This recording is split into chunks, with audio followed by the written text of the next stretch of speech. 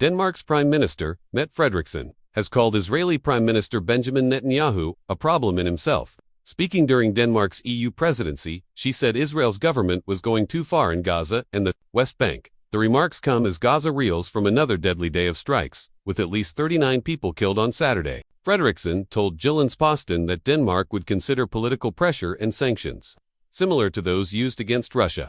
Options range from measures on Israeli settlers and ministers to broader trade and research sanctions.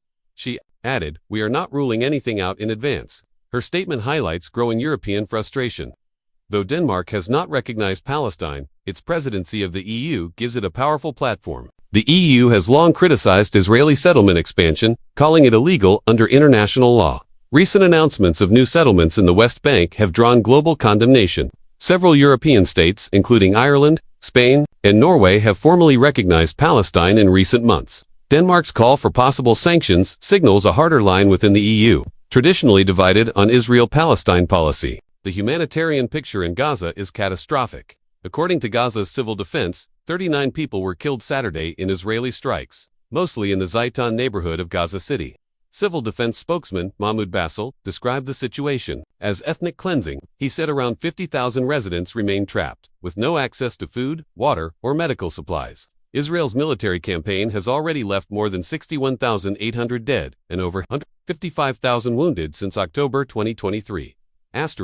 Prime Minister Benjamin Netanyahu continues to push ahead with plans to seize Gaza City, despite global pressure. His cabinet recently approved the expansion of settlements in the occupied West Bank, escalating tensions further. Critics argue Netanyahu is pursuing a strategy of force that risks deepening Israel's diplomatic isolation. The United Nations has repeatedly warned that Israeli settlement plans and large-scale bombings may amount to war crimes. Rights groups have echoed concerns, pointing to starvation, lack of medical care, and forced displacement. Countries like Australia and South Africa have already condemned Israel's actions.